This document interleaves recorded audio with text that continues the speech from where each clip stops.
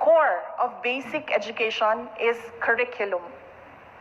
The ongoing review of the K-12 curriculum has revealed that the curriculum content is congested, that some prerequisites of identified learning competencies are missing or misplaced, that a significant number of learning competencies cater to higher cognitive. Industry partners have expressed concern that the time allotment for work immersion is only for familiarization and not for actual skills acquisition. Today, most senior high school graduates find the need to pursue higher education in order to find employment. The National Senior High School Tracer study conducted by the Bureau of Curriculum Development showed that 83% of the respondents pursued higher education, while only a little over 10% of graduates were employed. The K-12 curriculum promised to produce graduates that are employable. That promise remains a promise to this day. By the Research Center for Teacher Quality, the World Bank, and UNICEF showed that teachers need further support, particularly in explicitly and strategically teaching critical thinking and problem-solving skills. While critical thinking was most evident in the curriculum, it was also the least taught to students by teachers. Instead, lessons leaned towards conceptual or content-based teaching, and lessons lacked in-depth processing to cultivate critical thinking and problem-solving. Finally, there appears to be insufficient knowledge on developing 21st century skills, including higher order thinking skills among learners. This is not the fault of our teachers, whose dedication, integrity, and the commitment to serve Filipino children and the country strengthened our collective effort to achieve our shared dreams for our learners. The sad reality is the system has failed them. This is a system that burdens them with backbreaking and time-consuming administrative tasks. Vice President and the concurrent education Sara Z. Duterte.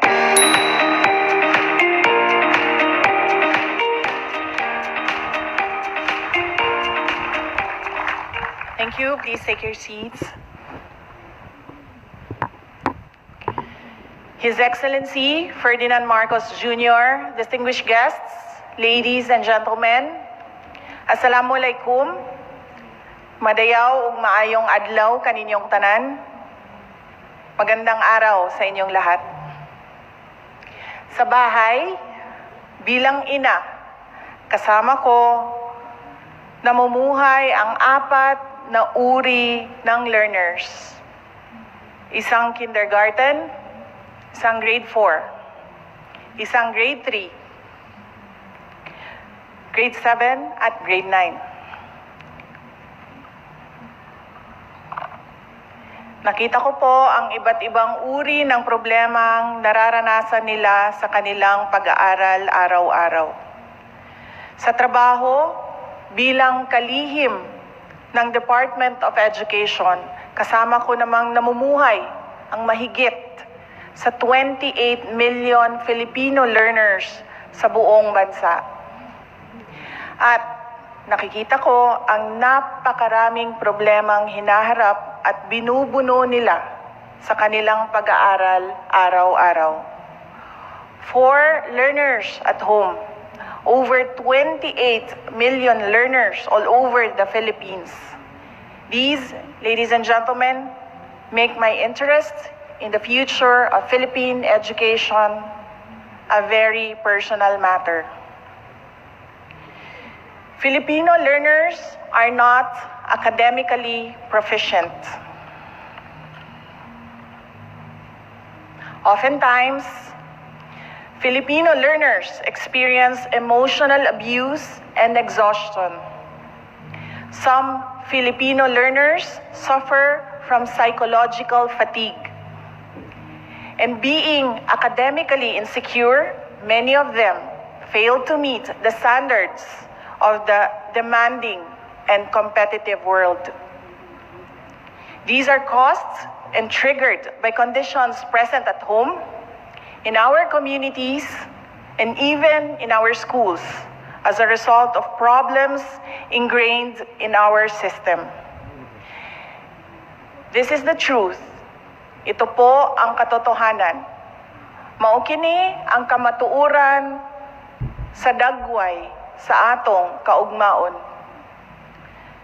But this is a future we can change. And that is why we are all here. Let us remember that even in the face of death, Dr. Jose Rizal was the perpetual obstinate patriot, as he was courageous and defiant before his firing squad executioners. Let us remember that Gabriela Silang, an Ilocano, was unshaken by the grief of widowhood and continued the revolution even after the death of her husband, Diego Silang.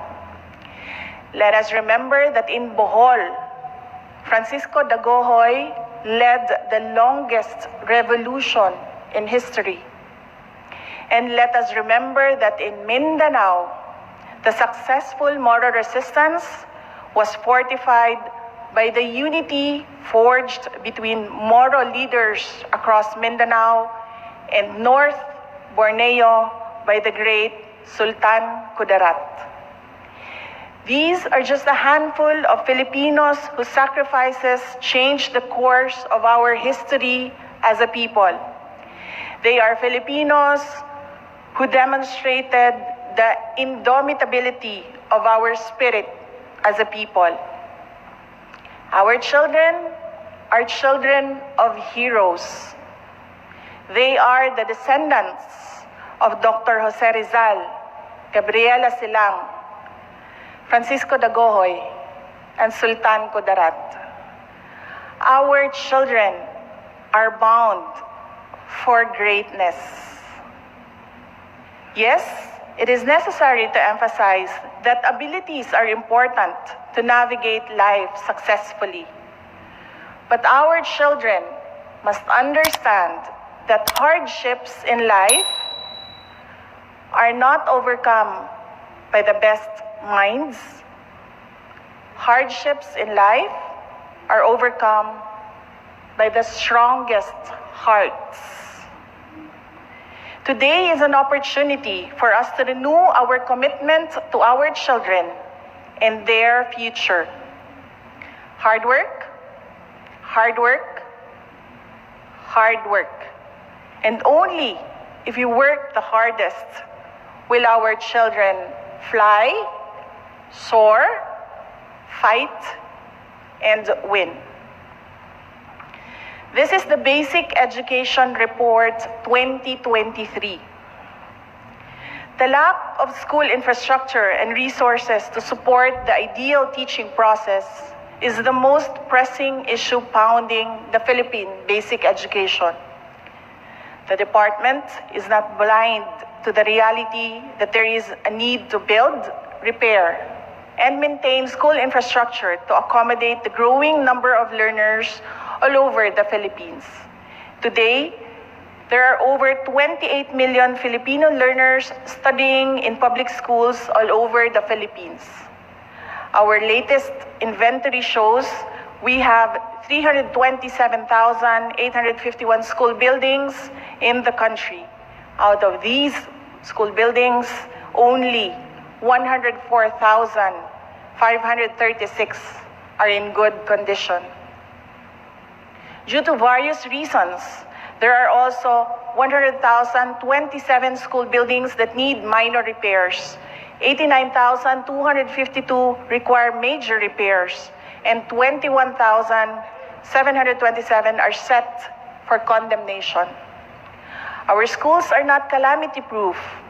Among the significant roadblocks to our education infrastructure program are earthquakes, typhoons, landslides, flooding, and even armed conflicts. In the Visayas alone, a total of 17,263 classrooms damaged by Super Typhoon Odette are still subject for repair and replacement. Last year in July, I personally visited Clarin National High School in Bohol, and in August, the Triana Elementary School in Limasawa Island in southern Leyte. The destruction left by Super Typhoon Odette in these schools were heartbreaking, raising the urgency for an appropriate action and collaboration between Deped and education stakeholders from the local government units, the private sector, and international partners. In Triana Elementary School, a tent donated by an international aid agency has served as the temporary learning space.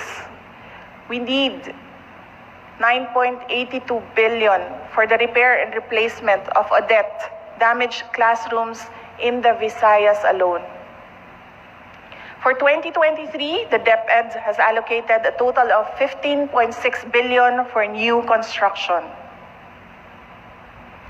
Our assessment of the department's procurement practices showed cracks that, if left unresolved, will harm our vision to providing our learners with quality basic education. These procurement practices also illuminated the concern for transparency and accountability. Our assessment showed that the centralized procurement of Deped has been hounded by delays in the submission of technical specifications, lack of updated guidelines, lack of qualified bidders, and low participation rates of prospective bidders.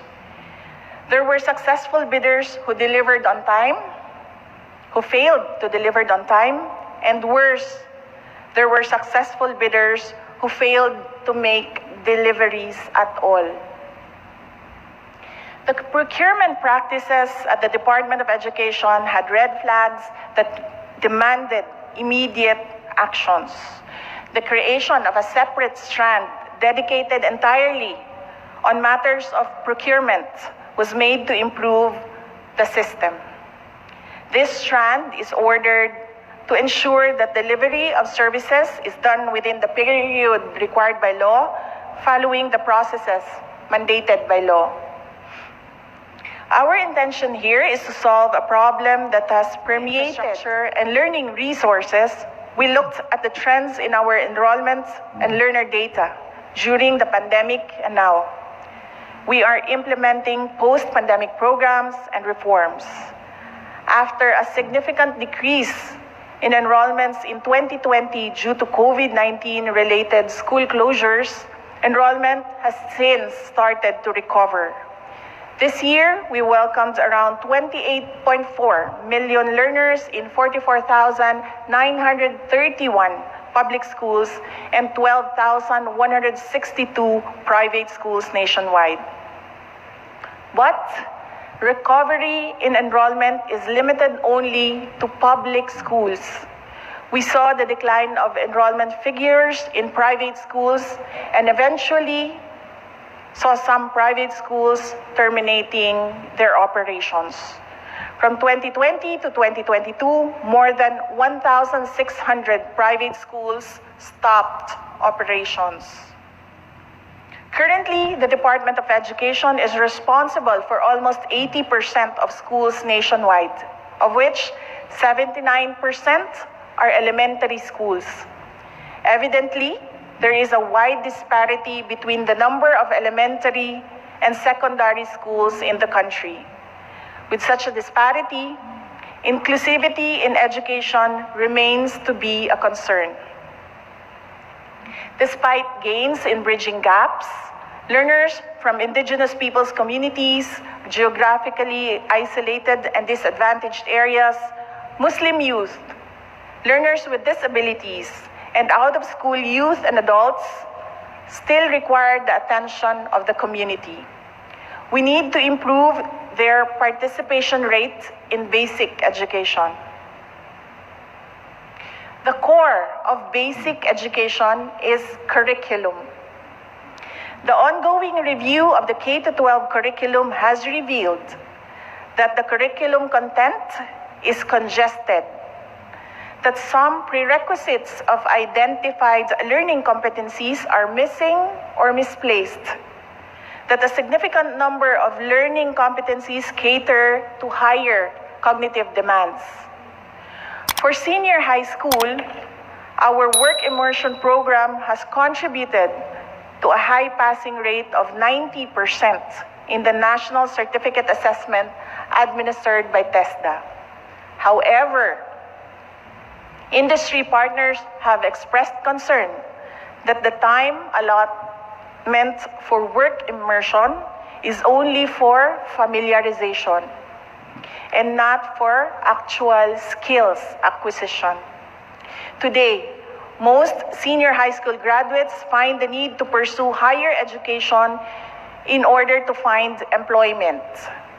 The National Senior High School Tracer study conducted by the Bureau of Curriculum Development showed that 83% of the respondents pursued higher education, while only a little over 10% of graduates were employed. The K-12 curriculum promised to produce graduates that are employable.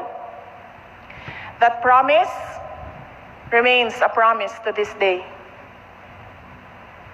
Our teachers, they are the lifeblood of the Department of Education. Without our teachers, our mission to carve a better future for our children will fail. Lagi ko pong sinasabi sa ating mga guro, importante kayo sa pag-unlad ng ating bayan. Kayo ang gumagabay at tumutulong sa ating mga kabataan sa pagpapanday ng kanilang mga pangarap sa buhay at sa katuparan ng mga pangarap na ito. And to empower our learners with the relevant skills and knowledge, we shall focus on upscaling your knowledge and capacities as public servants. The assessment on the K-12 curriculum revealed the weak teaching methods of our teachers in addressing 21st century skills. Studies done by the Research Center for Teacher Quality, the World Bank, and UNICEF showed that teachers need further support, particularly in explicitly and strategically teaching critical thinking and problem-solving skills. While critical thinking was most evident in the curriculum, it was also the least taught to students by teachers. Instead, lessons leaned towards conceptual or content-based teaching, and lessons lacked in-depth processing to cultivate critical thinking and problem-solving. Finally, there appears to be insufficient knowledge on developing 21st century skills, including higher order thinking skills among learners. This is not the fault of our teachers, whose dedication, integrity, and the commitment to serve Filipino children and the country strengthened our collective effort to achieve our shared dreams for our learners. The sad reality is the system has failed them. This is a system that burdens them with backbreaking and time-consuming administrative tasks, a system that provides no adequate support and robs them of the opportunity to professionally grow and professionally teach, assist, and guide our learners. Ladies and gentlemen, our teachers must return to our classrooms and they must teach. Another alarming issue that we must address appropriately and effectively is literacy. The 2018 study results of the Program for International Students Assessment, or PISA, are distressing, as it is alarming for me as a mother and as Secretary of the Department of Education. The study results showed 81% of participating Filipino learners could not deal with basic math problems.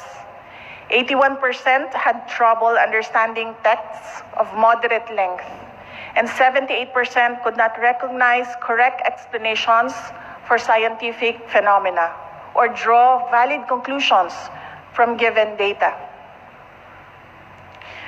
We can do better than this. And we Filipinos are better than this. But studies like these are opportunities for us to thoroughly examine our system and the defects that hurt our children's abilities.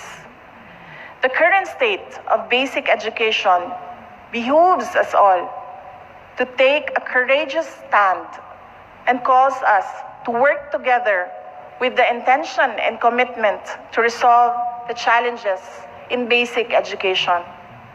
We fail, and our children will fail. In 2022, guided by its mandate and the renewed hope under the administration of President Marcos Jr., the Department of Education took steps towards education reforms. We brought our learners back to schools. On August 22, 2022, Deped opened its doors to over 28 million learners across the nation. Today, 99.54% of our public schools are now implementing 5-day in-person classes. We implemented the National Learning Recovery Plan to support the efforts of our field offices in addressing learning losses. Our road to recovery has begun with learning remediation and intervention programs. We continue to engage parents and legal guardians in facilitating learning and regularly conduct home visitations and follow-ups. We reskilled and upskilled teachers and school leaders. We have provided various capacity development initiatives to 226,367 teachers and school leaders.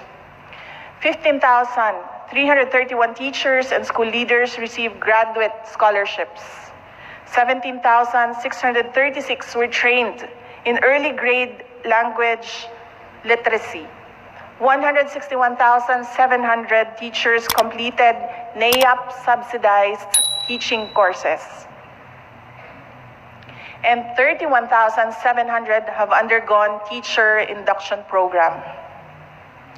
We started the review of the curriculum. As we speak, the revised kindergarten to grade 10 curriculum is being finalized. We have also started the review of the senior high school curriculum. We have taken small steps, and we need to take more. The Department of Education under the Marcos administration, guided by the Philippine Constitution, the United Nations Convention on the Rights of the Child, and the Sustainable Development Goals, reaffirms our commitment to improving the quality of basic education in the country. We know that the road will be bumpy, but our direction is clear. We know that the challenges are vast, but we, Filipinos, are resilient. We will overcome. Tayo po ay magiging matatag tungo sa isang bansang makabata at batang makabansa. I present to you our education agenda.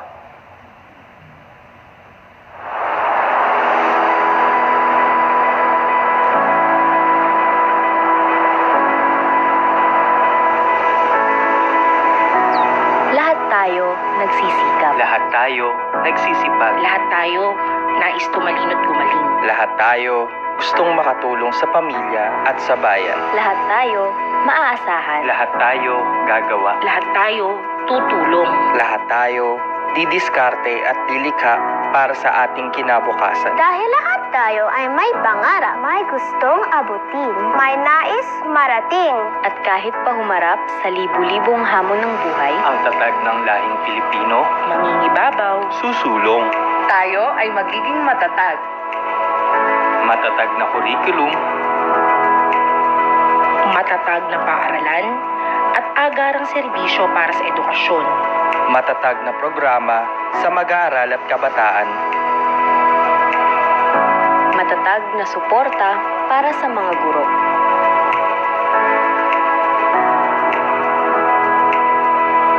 Ang ating pangarap, Maaabot. mararating. Basta't tulong-tulong. Magsisipag tayo Magsisikap tayo. para sa isang bansang makabata. Batang Makabansa. Lahat tayo. Lahat tayo.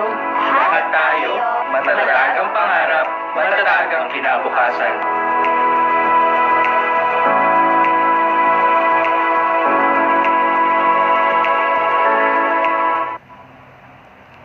Sa gitna ng hamon sa edukasyon, tayo po ay magiging matatag.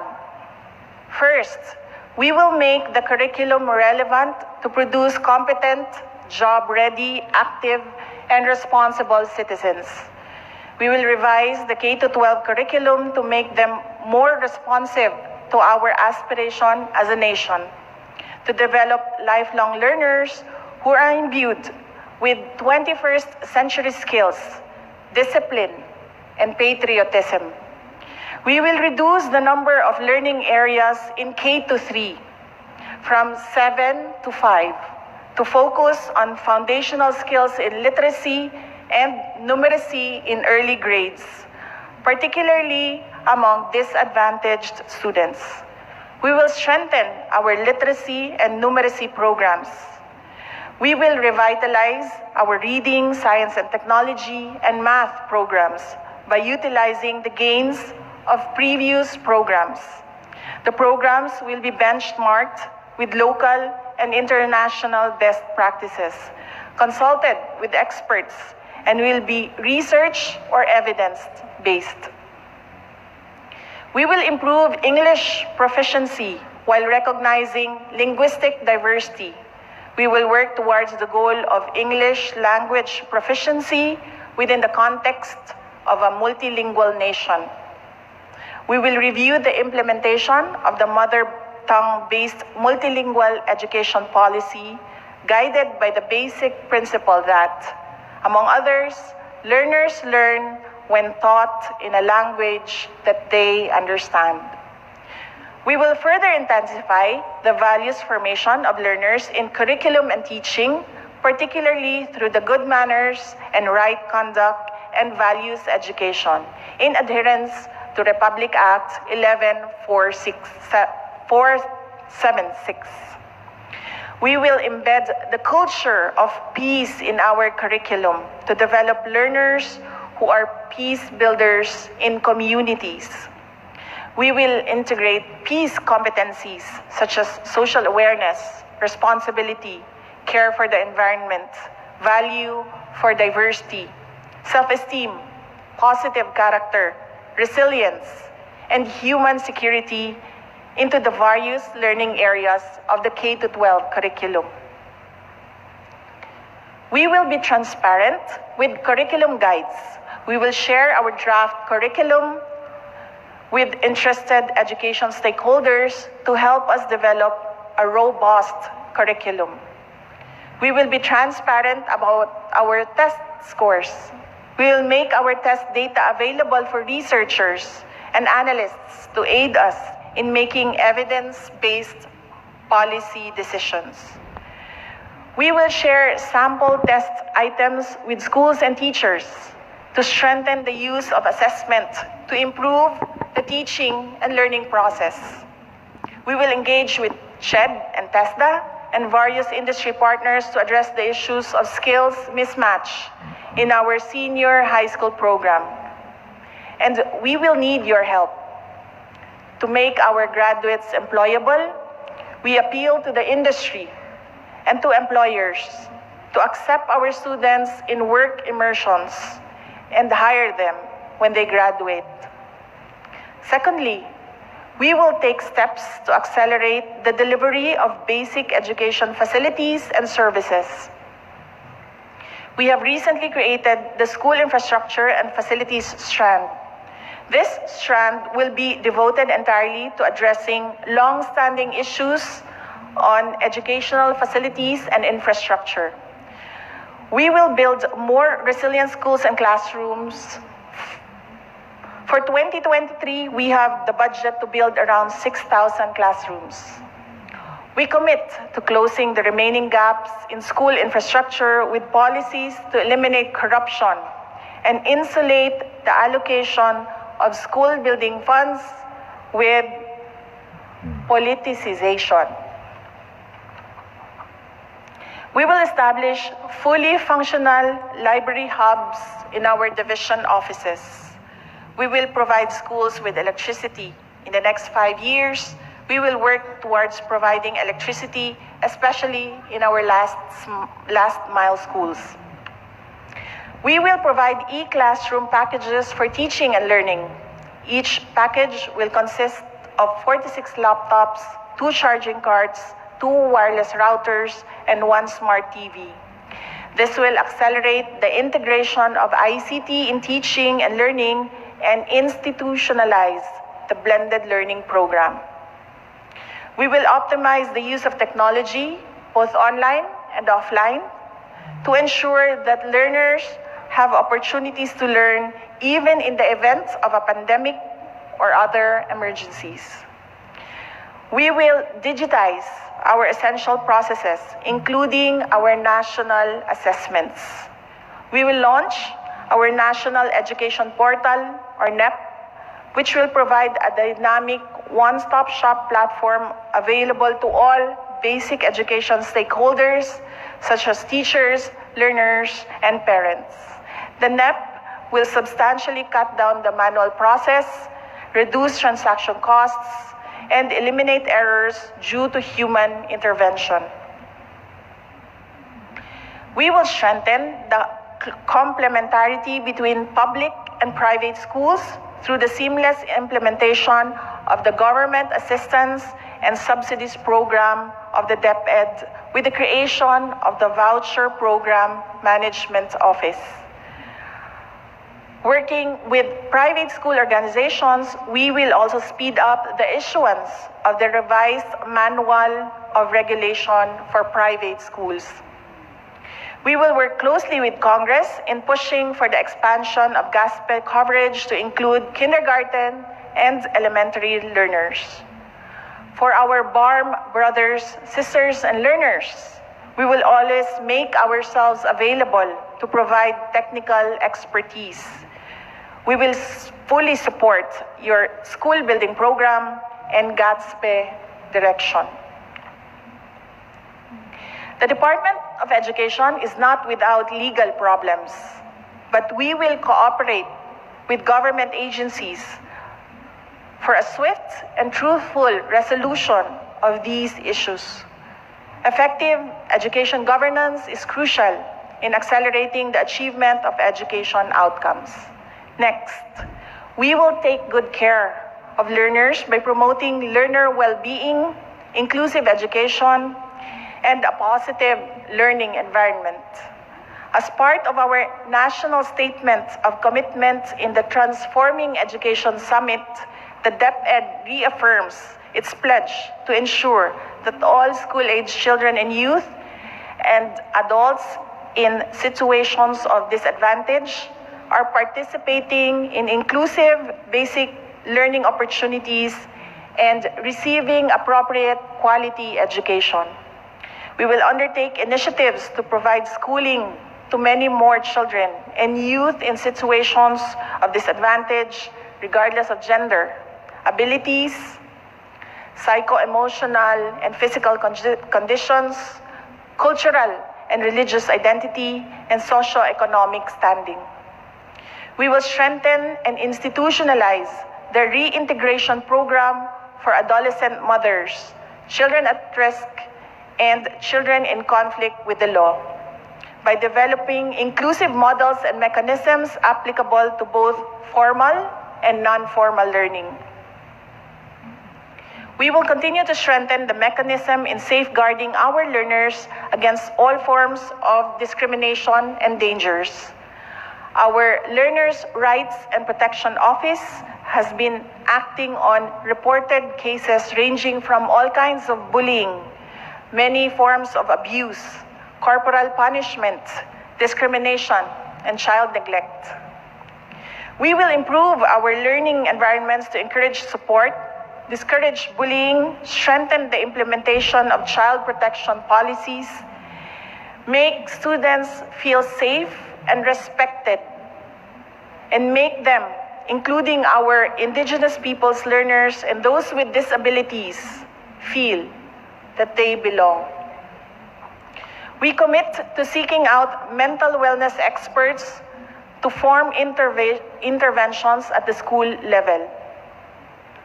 We will also ensure that all learners have access to relevant guidance and psychosocial services managed and delivered by mental health professionals. To achieve this, we will work with the Department of Budget and Management to obtain higher salary grades for guidance counselors and propose the creation of additional items that will focus on providing learner support services, including guidance-related services in schools.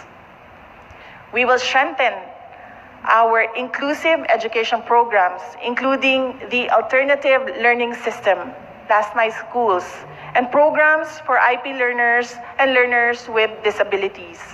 We will endeavor that all learners, no matter what their backgrounds are, will be afforded quality learning opportunities and services.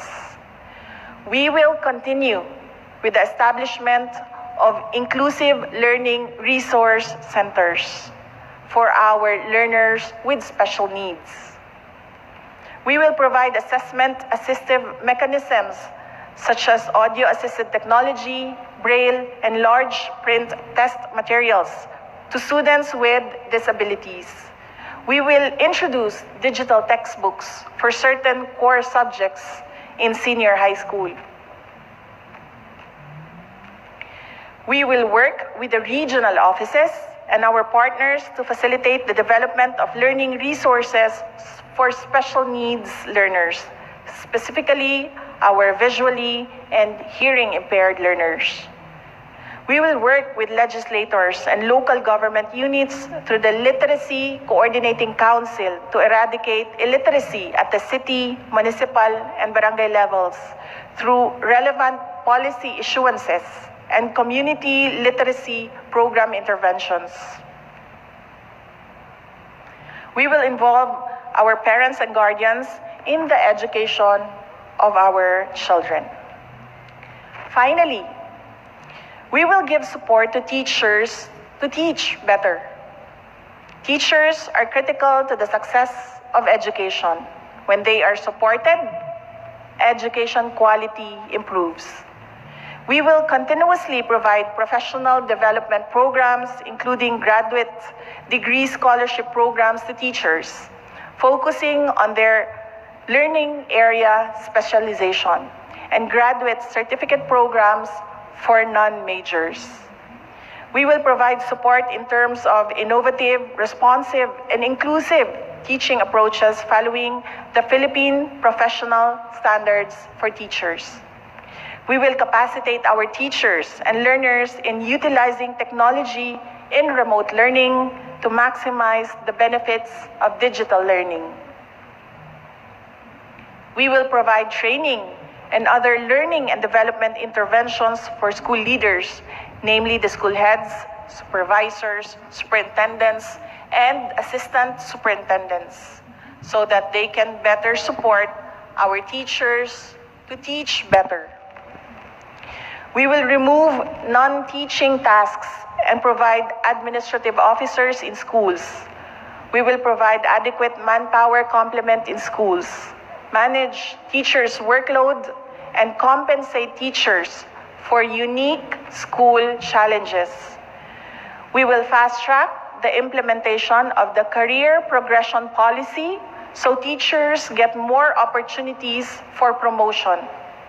We will strictly implement the merit selection policy so that human resource recruitment, selection, and appointment to vacant positions in the Deped are based on key knowledge, skills, attitude, and desired behaviors, and not due to any form of intervention from other government personnel or similar entities outside of the Department of Education.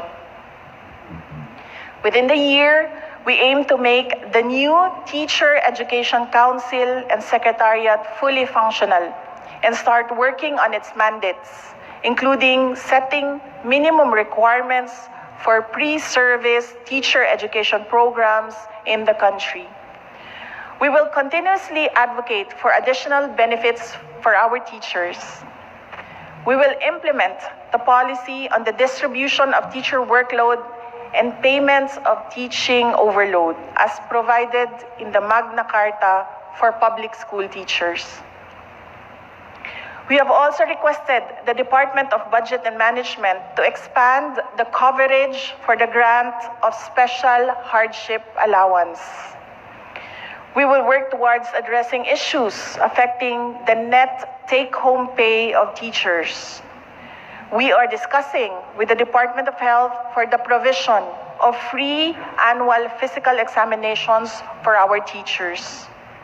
We are also closely coordinating with the GSIS for an improved and superior benefits package for all Deped personnel. We will resolve issues on teachers' loans, premium remittances, and other benefits. We have committed to meeting at least once a month until these issues are resolved. Lastly, we are looking to provide free legal assistance facility for teachers on matters concerning loan contracts, obligations, and cases. To our teachers, we recognize your zeal, integrity, commitment, and passion. And yes, we also recognize your sacrifices. We thank you for your sacrifices. Maraming salamat po sa inyong dedikasyon. Hindi po namin kayo papabayaan.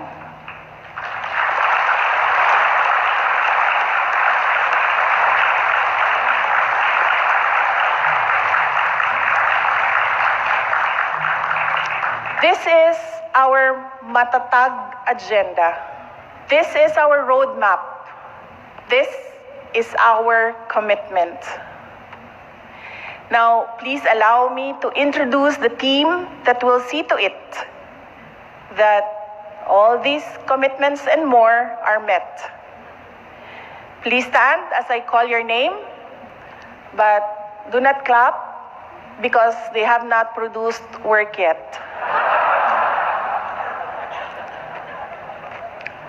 After 6 years, we will all gather here together and clap for them. Curriculum and Teaching Strand, Undersecretary Gina Gonong. Assistant Secretary Alma Ruby Torrio. Assistant Secretary G.H. Ambat. Please remain standing. Human Resource and Organizational Development Strand, Undersecretary Gloria Humamil Mercado. Operations Strand, Undersecretary Rebsi Escobedo. Assistant Secretary Francis Cesar Bringas. Assistant Secretary Dr. Dexter Galban. School Infrastructure and Facilities Strand, or we call him the classroom czar inside the Deped, Undersecretary Epimaco Densing III. Legal and Legislative Affairs Strand, Undersecretary Jose Arturo de Castro. Assistant Secretary Amanda Marino Grales. Administration Strand, Undersecretary Christian Ablan. Assistant Secretary Christopher Lawrence Arnuco. Finance Strand, Undersecretary Annalyn Sevilla.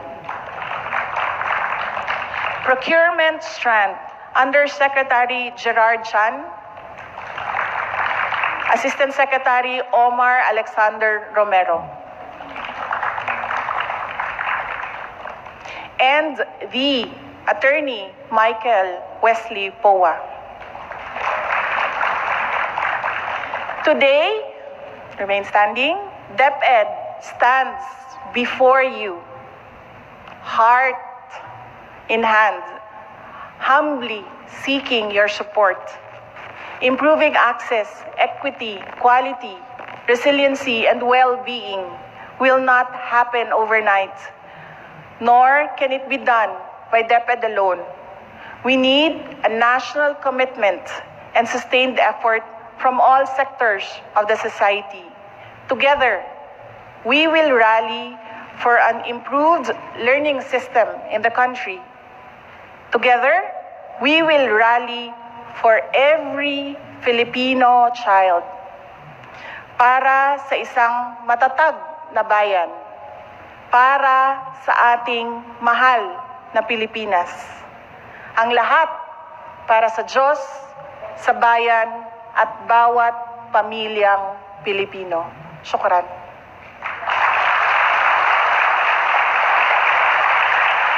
Thank you, ma'am.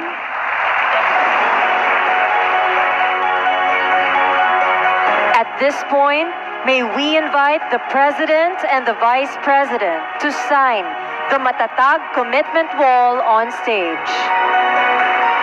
We would also like to ask our distinguished guests on stage to stand and witness the commitment signing.